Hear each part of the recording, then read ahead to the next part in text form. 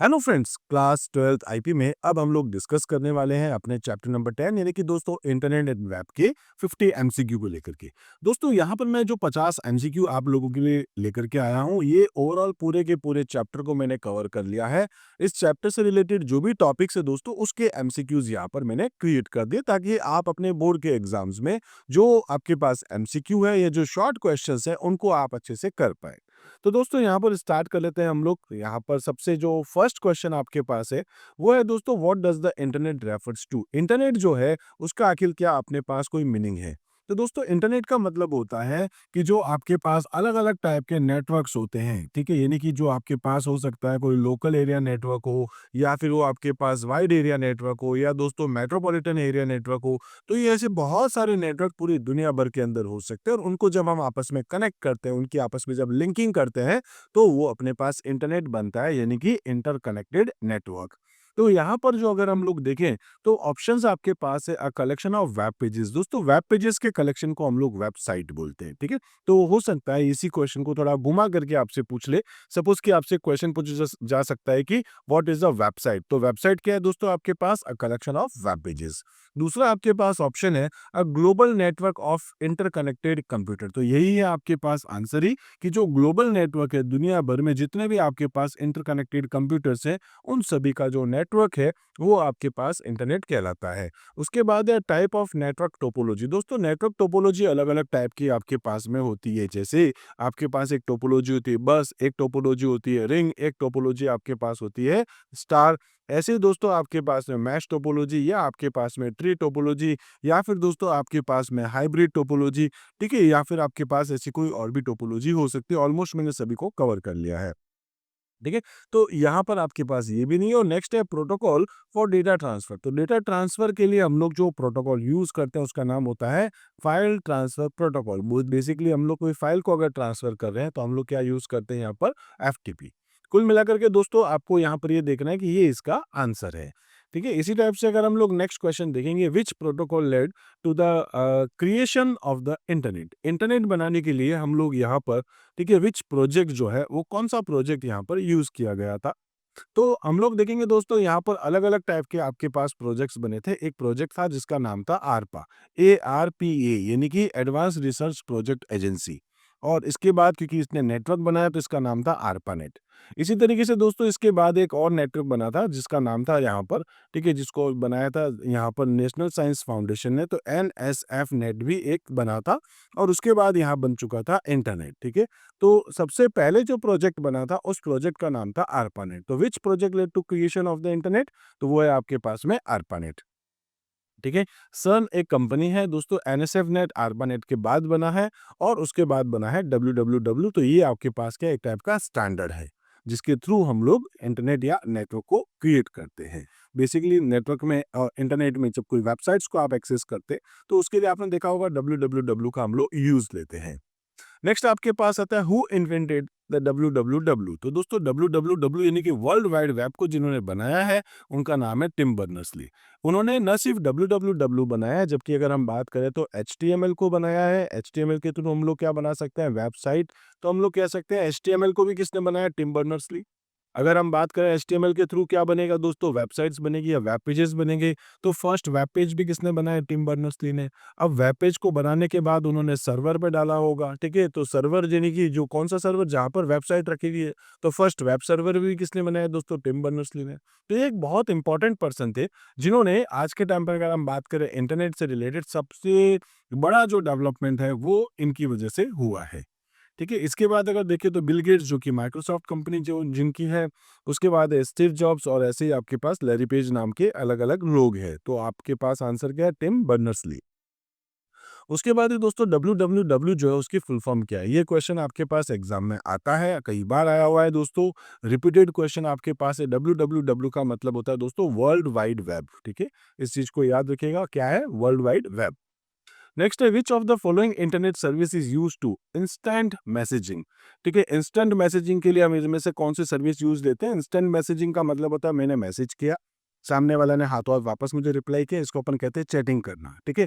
तो यहाँ पर आपके पास क्या है? चैटिंग। दोस्तों ये क्वेश्चन पिछली बार 2024 में पूछा गया है, ठीक है। तो इसका आंसर क्या है आपके पास? चैट। इसके बाद है आपके पास यूआरएल जो है उसका क्या मीनिंग होता है। यूआरएल मतलब यूनिफॉर्म रिसोर्स लोकेटर। आप कोई भी वेबसाइट्स को अगर आप देखेंगे, जैसे एक वेबसाइट का एड्रेस सपोज कि https:// फिर उसके बाद हम लोग लिख देते हैं www डॉट, सपोज कि अपने पास है फेसबुक, ठीक है, .com। तो ये क्या है, हमारी वेबसाइट का एक कंप्लीट एड्रेस है, और इस कंप्लीट एड्रेस को अपन क्या बोलते हैं, यूआरएल। इसको हम लोग क्या बोल सकते हैं, किसी वेबसाइट का एक एड्रेस भी कह सकते हैं। तो ये हमारे पास वेबसाइट का एड्रेस है, और वेबसाइट के एड्रेस को हम लोग यूआरएल बोलते हैं, और यूआरएल की फुल फॉर्म होती है अपने पास यूनिफॉर्म रिसोर्स लोकेटर। ठीक है।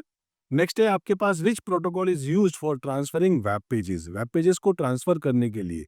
यानी कि दोस्तों ये मेरा कंप्यूटर है जहां पर मैं इंटरनेट को यूज करते हुए वेबसाइट्स देख रहा हूं, और वेबसाइट जो रखी है वो इस जगह पर रखी हुई है, इसको अपन क्या बोलते हैं दोस्तों, वेब सर्वर। तो वेब सर्वर से वो पेज जो मेरे कंप्यूटर पे लेकर के आया जा रहा है, जिसकी वजह से मैं उस वेबसाइट्स को देख सकता हूँ। तो उसके लिए हमारे पास एक प्रोटोकॉल काम करता है जिसका नाम है HTTP। अभी जस्ट पहले वाले एग्जांपल में मैं आपको बताया था, यह HTTP या फिर HTTPS प्रोटोकॉल्स होता है, जो उस पर्टिकुलर वेबसाइट्स पे जाएगा और वहां से डेटा लेकर के आएगा हमारे कंप्यूटर पे। तो डेटा लाने का जो काम है वो किसका है दोस्तों, अपने पास यहाँ पर जिस प्रोटोकॉल का, उस प्रोटोकॉल का नाम अपने पास क्या है, HTTP, hyper text transfer protocol. याद रखिएगा, इसकी फुल फॉर्म भी आपके लिए इंपॉर्टेंट है, हाइपर टेक्स्ट ट्रांसफर प्रोटोकॉल। हालांकि मैंने क्वेश्चन डाल रखा है। इसी टाइप से दोस्तों नेक्स्ट है, what is the purpose of DNS server. DNS server क्या होता है, जैसे मैंने अभी लिखा था कि suppose www dot something websites का नाम। तो ये जो पर्टिकुलर वेबसाइट्स है, ठीक है, एक्चुअल में क्या होता है दोस्तों, हम जानते हैं कि हमारा हर एक डिवाइस नेटवर्क पे किसके थ्रू कनेक्ट होता है, आईपी एड्रेस के थ्रू। ठीक है। तो ऐसे ही जब हम लोग अपनी वेबसाइट्स को बना करके किसी सर्वर पे रखेंगे, तो उसका भी क्या होगा, अपने पास एक आईपी एड्रेस होगा। तो उस आईपी एड्रेस को हम लोग याद तो नहीं रख पाएंगे, क्योंकि यहाँ पर क्या होता है, ऐसी बहुत सारी वेबसाइट्स को हम लोग दिन भर में एक्सेस करते हैं। हर एक वेबसाइट का आईपी एड्रेस है, उसको हम याद नहीं रख सकते। तो हम क्या करते हैं दोस्तों, वहां पर उसका एक नाम जो कि ह्यूमन इजीली उसको समझ सके, जैसे facebook.com या इंस्टाग्राम या सपोज अमेजोन या कोई भी नाम। तो जैसे इस कंपनी का नाम है वैसे ही उसका एक एड्रेस भी है। तो यहाँ पर क्या होता है दोस्तों, ये वाला जो एड्रेस है, ठीक है, यानी कि जो कह सकते हैं कि जिस एड्रेस को ह्यूमन समझ सकता है, ह्यूमन से रिलेटेड जो आपके पास में इंफॉर्मेशन है, इसी को अगर अपन देखें, तो इसको अगर हमको कन्वर्ट करना है इस पर्टिकुलर एड्रेस में, आईपी एड्रेस में, ठीक है, तो आईपी एड्रेस को इसमें और इसको वापस इसमें कन्वर्ट करने के लिए यहाँ जो काम करता है वो कौन करता है दोस्तों, डीएनएस। तो ये क्या करता है दोस्तों, ये करता है ट्रांसलेट, ठीक है, domain name to IP address. ये आपके पास क्या था, यूआरएल था, इसको अपन क्या बोलते हैं, डोमेन, और डोमेन को किस में कन्वर्ट कर रहा है, आईपी एड्रेस में। ठीक है। इसी टाइप से नेक्स्ट है आपके पास, what is an example of an email service provider. तो ईमेल सर्विस प्रोवाइडर आपके पास क्या है दोस्तों, यहाँ देखेंगे तो ऑप्शन है मोजिला फायरफॉक्स। ये आपके पास क्या है दोस्तों, ये है वेब ब्राउजर। ठीक है, ये क्या है आपके पास, वेब ब्राउजर। माई एसक्यूएल, ये आपके पास क्या, एक ऐसा सॉफ्टवेयर जिसके थ्रू आप अपने डेटाबेस को मैनेज करते हैं। फिर आपके पास आता है आउटलुक। आंसर तो आपके पास यही है, क्योंकि आउटलुक जो है, जिसका ये एमएस का है, जैसे MS Word, MS Excel, MS PowerPoint होता है, वैसे ही एमएस आउटलुक भी है। इसके थ्रू आप लोग दोस्तों ऑफलाइन भी ईमेल कर सकते हैं। ऑफलाइन का मतलब क्या हो गया, बिना इंटरनेट के। इसका मतलब है, सपोज मेरा एक ऑर्गेनाइजेशन है, मान लो मेरा एक ऑफिस है, इस ऑफिस के अंदर दोस्तों सपोज 10-20 कंप्यूटर मैंने यहाँ पर लगा रखा है, और आपस में मैंने इनको कनेक्ट कर रखा है। एक लोकल एरिया नेटवर्क अगर मैंने बना रखा है, तो यहाँ पर दोस्तों बिना इंटरनेट के भी ये कंप्यूटर इस दूसरे कंप्यूटर को मैसेज भेज सकता है या उसको ईमेल कर सकता है। तो ईमेल के लिए हम लोग वहाँ पर क्या करेंगे, कोई सॉफ्टवेयर यूज़ करेंगे, और वो ईमेल सर्विस प्रोवाइडर कौन सा होगा आपके पास, आउटलुक का। ठीक है। इसी टाइप से अपाचे है। अपाचे बेसिकली क्या होता है, आपके पास सर्वर होता है। नेक्स्ट है आपके पास which protocol is use to sending email. देखिए, अगर मैं यहाँ से एक ईमेल भेज रहा हूँ, तो ईमेल कहाँ जाएगी दोस्तों, ईमेल के सर्वर पे, है ना, यहाँ सर्वर पे। और फिर सर्वर से वो ईमेल कहाँ जाएगी, जिसको मैं ईमेल भेज रहा हूँ उसके पास। तो ये कौन हो गया, सेंडर। ये कौन हो गया, रिसीवर। जब सेंडर दोस्तों कोई ईमेल को भेजता है, याद रखना, जब सेंडर कोई ईमेल को भेजता है, तो भेजते टाइम पर यहाँ एक प्रोटोकॉल यूज होता है जिसका नाम है SMTP, यानी कि सिंपल मेल ट्रांसफर प्रोटोकॉल। और जब आप रिसीवर, कोई भी रिसीवर जब सर्वर से ईमेल को वापस लेकर के आता है, ठीक है, यानी कि ये वापस रिसीवर के पास आ रही, तो इस टाइम पर काम करता है POP3, यानी कि पोस्ट ऑफिस प्रोटोकॉल वर्जन 3। याद रखिएगा, इनकी फुल फॉर्म भी आपके लिए बहुत ज़्यादा इंपॉर्टेंट है। SMTP की फुल फॉर्म होती है सिंपल मेल ट्रांसफर प्रोटोकॉल, और POP3 की है आपके पास पोस्ट ऑफिस प्रोटोकॉल वर्जन 3। तो इसका आंसर क्या है आपके पास में यहाँ, SMTP। ठीक है। ऐसे एचटीटीपी आपके पास है और एक होता है आईमैप। तो एचटीटीपी क्या है आपके पास, हाइपरटेक्स्ट ट्रांसफर प्रोटोकॉल, और आईमैप के बारे में भी अभी हम आगे डिस्कस करने वाले हैं। नेक्स्ट है दोस्तों वीओआईपी। ये आखिर क्या होता है? ये दोस्तों आपसे क्वेश्चन पूछा गया है 2023 के अंदर। ठीक है। तो वीओआईपी क्या है आपके पास? वीओआईपी का मतलब होता है वॉइस ओवर इंटरनेट प्रोटोकॉल। क्या है? Voice over internet protocol. यानी कि दोस्तों अगर मैं अपने मोबाइल से या कंप्यूटर से किसी को कॉल करता हूँ, ठीक है, मान लो मैं फेसबुक पे कॉल कर रहा हूँ या फिर मैं इंस्टाग्राम पे कॉल कर रहा हूँ या फिर मैं सपोज़ कि कह सकते हैं कि अपने पास में व्हाट्सएप के थ्रू अगर मैं किसी को कॉल कर रहा हूँ, तो यहाँ पर जो मेरी आवाज़ है या मेरा जो वीडियो है, आप चाहे ऑडियो कॉल कह दें, वीडियो कॉल कह दें, जो डेटा मेरा जा रहा है, ठीक है, वो डेटा किसके थ्रू जा रहा है दोस्तों? इंटरनेट के थ्रू। ठीक है, तो हम क्या बोलेंगे यहाँ पर वॉइस, जो वॉइस है वो किसके थ्रू जा रही है दोस्तों? इंटरनेट के थ्रू। तो हम लोग यहाँ पर क्या बोलते हैं? Voice over internet protocol. Basically आपके पास ये जो प्रोटोकॉल है ये किस में काम आता है? हमारे पास ऑडियो या वीडियो कॉल के अंदर। ठीक है, तो ऑडियो और वीडियो कॉल के लिए रिस्पॉन्सिबल कौन है दोस्तों? VoIP, voice over internet protocol. उसके बाद है वीओआईपी का जो डिसएडवांटेज है वो क्या है? जब नेटवर्क नहीं आता है, ठीक है, जब नेटवर्क की कनेक्टिविटी कम होती है तो दोस्तों हमारे सिग्नल्स जो है वो प्रॉपर तरीके से नहीं जा सकते। तो इसका जो आंसर आपके पास है वो है poor voice quality over weak internet connection. अगर इंटरनेट कनेक्शन हमारा वीक है तो फिर हमारी जो क्वालिटी होगी, कम्युनिकेशन होगा, ठीक है, वो उसकी वॉइस क्वालिटी बहुत ज़्यादा पुअर हो जाएगी, या कह सकते हैं कई बार तो कम्युनिकेशन हो ही नहीं पाएगा। ठीक है, इसी टाइप से अगर हम देखें नेक्स्ट अपने पास है which of the following is not an advantage of the internet. Internet का एडवांटेज नहीं है, तो वो है दोस्तों साइबर फ्रॉड। साइबर फ्रॉड जो है इंटरनेट का एडवांटेज नहीं है, क्या है? डिसएडवांटेज है। बाकी ग्लोबल रीच भी है, इजी कम्युनिकेशन भी है और इन्फॉर्मेशन एक्सेस भी। तो आंसर क्या हो गया? Cyber fraud. ठीक है, इसी टाइप से नेक्स्ट जो अपने पास क्वेश्चन है which protocol is responsible for file transfer. File भेजने के लिए दोस्तों हमारे पास रेस्पॉन्सिबल है एफटीपी, यानी कि फाइल ट्रांसफर प्रोटोकॉल, उसका नाम ही यही है। ठीक है, एफटीपी आपके पास आंसर है। एसएमटीपी मैंने आपसे कहा था ईमेल भेजने के काम आता है। एचटीटीपी हाइपरटेक्स्ट ट्रांसफर प्रोटोकॉल है जो कि सर्वर से डेटा लाने का काम करेगा, ट्रांसफर करने का। और डीएचसीपी आपके पास होता है डायनामिक होस्ट कॉन्फ़िगरेशन प्रोटोकॉल, जो कि रन टाइम पर आपके लिए आईपी एड्रेस क्रिएट करता है। नेक्स्ट है आपके पास दोस्तों इंटरनेट और डब्ल्यू में क्या डिफरेंस है? तो ये क्वेश्चन आपके पास शॉर्ट क्वेश्चन में आया हुआ क्वेश्चन है, 2 नंबर का क्वेश्चन था, एक का इंटरनेट था, एक का डब्ल्यू, दोनों को आपको इस यहाँ पर जो है वो डिस्क्राइब करना था। एक शॉर्ट क्वेश्चन है, तो एक लाइन में खत्म कर सकते हैं। तो दोस्तों अगर हम बात करें इंटरनेट को लेकर के, तो इंटरनेट के अंदर बहुत सारी सर्विसेज अपने पास होती है, उनमें से एक सर्विस है डब्ल्यू, यानी कि जिसके थ्रू हम लोग क्या करेंगे? कोई वेबसाइट को एक्सेस कर सकते हैं। जैसे मान लो मेरे पास मेरा एक लैपटॉप या मेरा जो मोबाइल है उसके अंदर दोस्तों कोई ऑपरेटिंग सिस्टम मान लो विंडोज़ है, अगर मुझे उसको अपडेट करना है, तो अपडेट करने के लिए मुझे कोई वेबसाइट पे जाने की ज़रूरत नहीं है, एक अपडेट बटन होगा, उस पे जैसे क्लिक कर दूँगा, ऑटोमेटिक अपडेट हो जाएगा। तो इसका मतलब ये है कि मैं वहाँ पर डब्ल्यू को यूज़ नहीं कर रहा, मैं वेबसाइट पे जा ही नहीं रहा, बिना वेबसाइट पे गए हुए ही मेरा सॉफ्टवेयर अपडेट हो सकता है। इसका मतलब ये हो गया दोस्तों कि डब्ल्यू जो है इंटरनेट नहीं है, क्या है? इंटरनेट की एक सर्विस है। और इंटरनेट अपने आप में क्या है दोस्तों? दुनिया भर के जितने भी नेटवर्क्स हैं वो उनका आपस में एक कनेक्शन है। ठीक है? तो यहाँ पर अगर हम लोग देखें तो हम लोग बोलेंगे डब्ल्यू जो है वो क्या है? आपके पास एक टाइप की सर्विस होती है ऑन द इंटरनेट। और इंटरनेट क्या आपके पास में? तो मैंने आपसे कहा था कि इंटरनेट जो है वो एक इंटरकनेक्टेड नेटवर्क होता है जो कि ग्लोबली कनेक्टेड होता है। नेक्स्ट है दोस्तों आपके पास में एचटीएमएल को किसने डेवलप किया है? मैंने अभी-अभी नाम बताया था आपको, मैंने कहा था टिम बर्नर्स-ली, ठीक है? टिम बर्नर्स-ली ने एचटीएमएल भी बनाया है, डब्ल्यू भी बनाया है। इसी टाइप से अगर हम लोग कहें तो first web page, first website और फर्स्ट वेब ब्राउज़र भी जो है वो इन्होंने एक्सेस करवाया और साथ-साथ में फर्स्ट वेब सर्वर भी इन्होंने ही बनाया है। नेक्स्ट अगर हम लोग बात करते हैं दोस्तों एक वेबसाइट को लेकर के, तो उसका एक एड्रेस होता है। वेबसाइट के एड्रेस को अपन क्या बोलते हैं? यूआरएल। यूआरएल जो आपके पास होता है वो एब्सोल्यूट भी होता है और साथ-साथ में वो आपके पास रिलेटिव भी होता है। एब्सोल्यूट का मतलब है जैसे www डॉट सपोज़ कि facebook.com, ये आपके पास कोई है। ठीक है? तो ये आपके पास क्या है दोस्तों? पूरा का पूरा आपके पास एक एड्रेस। हो सकता है इसके अंदर आपके पास कोई पेज भी हो, जैसे लिखा है पेज 1, तो ये आपके पास पूरा का पूरा। हो सकता है इसके अंदर फिर कोई आपके पास फ़ाइल हो। मतलब कंप्लीट आपके पास एक एब्सोल्यूट पाथ आपके पास है। जबकि रिलेटिव में क्या होगा दोस्तों?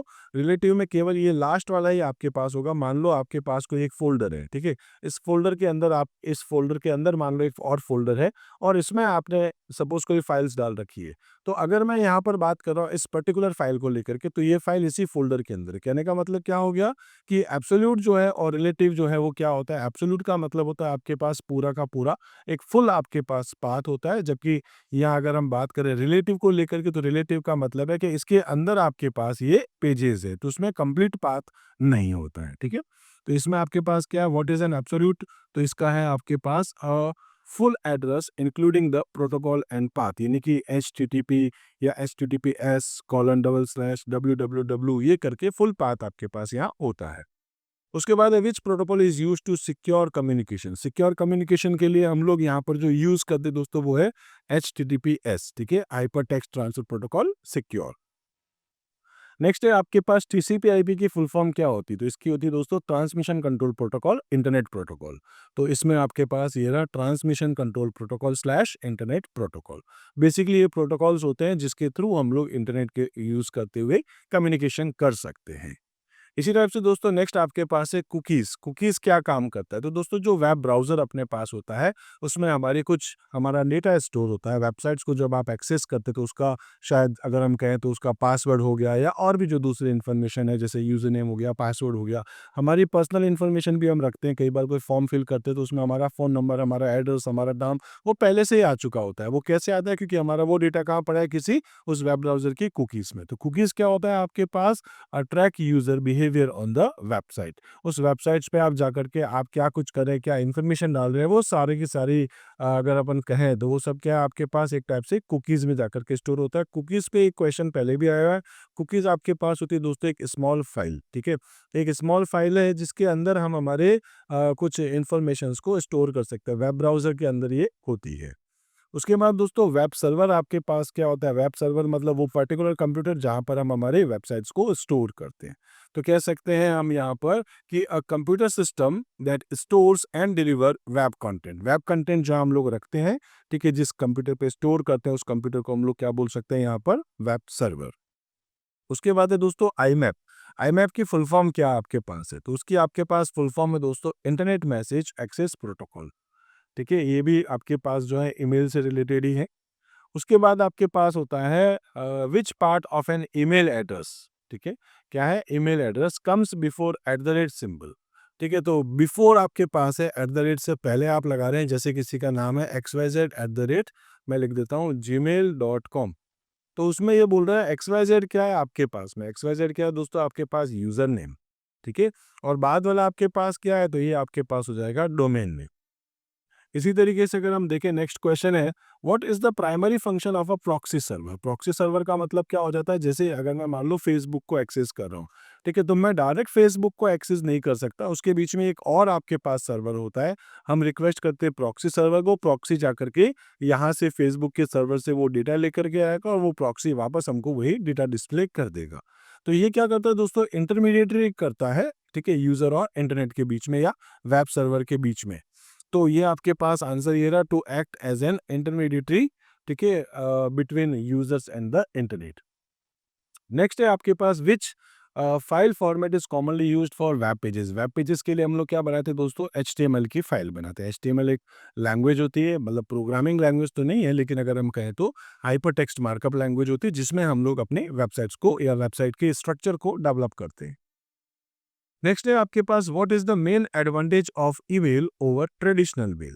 ठीक है, तो आपके पास यहाँ पर जो है मेन एडवांटेज क्या होता है ईमेल का? तो यही है कि आपके पास इंस्टेंट डिलीवरी होती है और आप दुनिया में कहीं पर भी स्पीड से आप अपनी ईमेल भेज सकते हैं। ट्रेडिशनल मेल का मतलब है जैसे लेटर भेजना। एक लेटर एक जगह से दूसरी जगह पर पहुंचने में शायद 2-4 दिन लगा दे, लेकिन अगर आप ईमेल भेज रहे हैं तो विद इन सेकेंड्स आपका डेटा जो है या ईमेल जो है वो पहुंच जाएगा।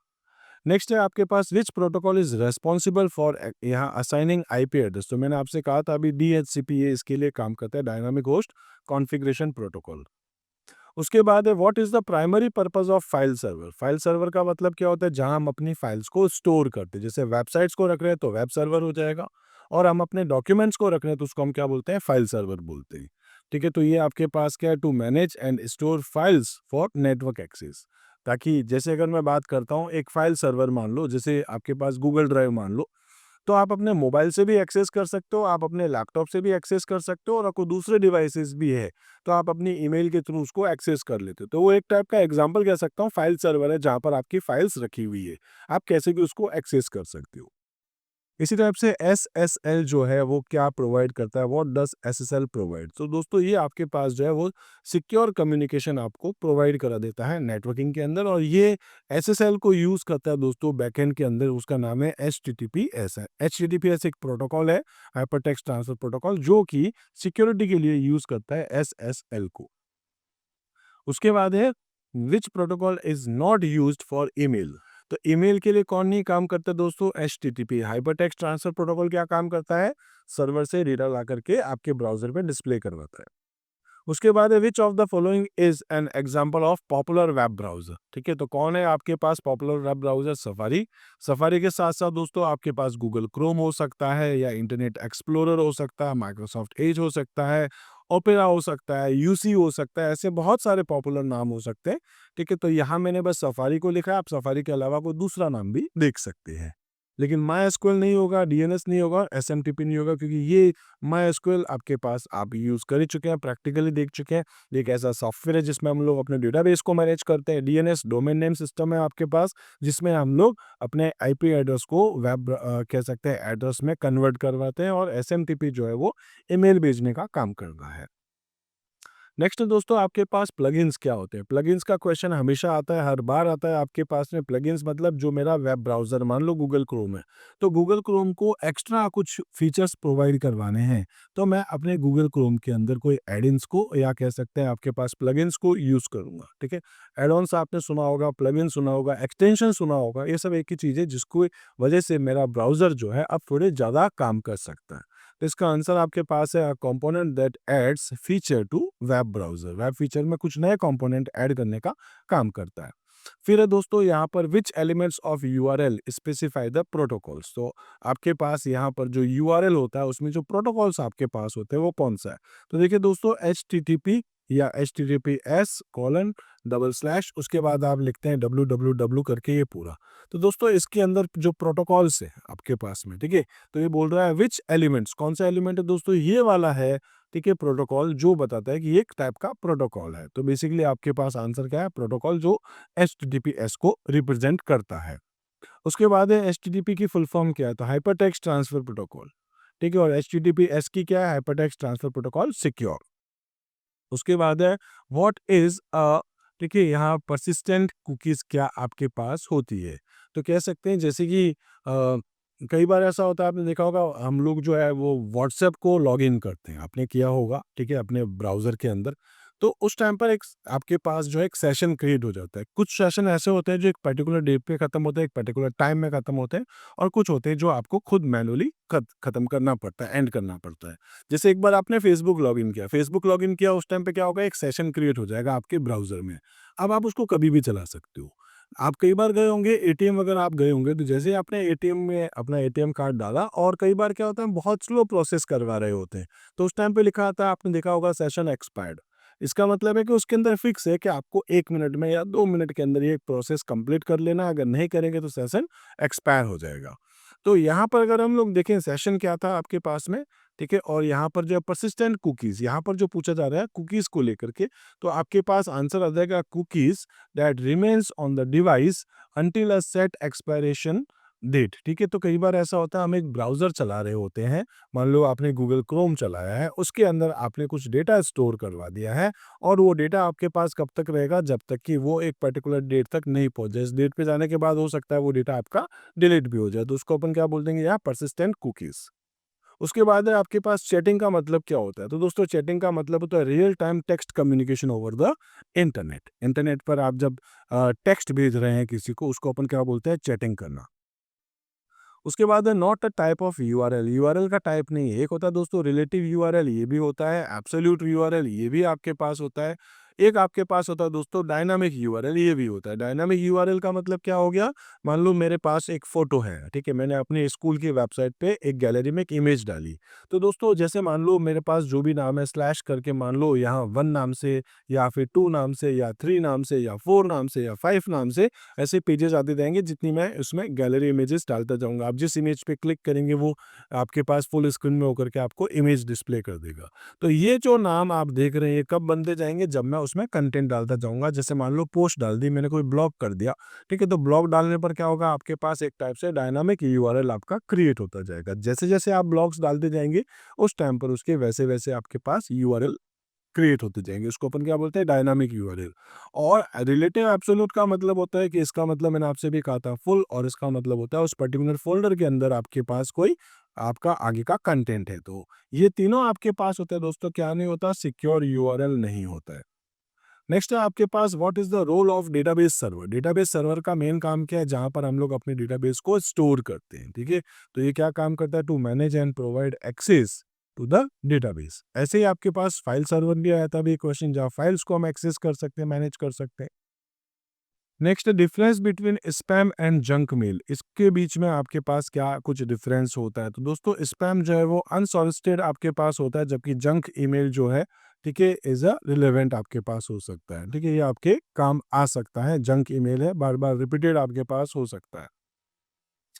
हिडन रेसिपिएंट के लिए दोस्तों यहाँ पर अपन देखें तो कौन आपको हेल्प करता है, वो है दोस्तों बीसीसी। बीसीसी मतलब ब्लाइंड कार्बन कॉपी, इसकी फुल फॉर्म भी आपके पास एग्जाम में आ सकती है, आती ही है दोस्तों कई बार एग्जाम में। सीसी मतलब कार्बन कॉपी होता है और बीसीसी मतलब ब्लाइंड कार्बन कॉपी होता है।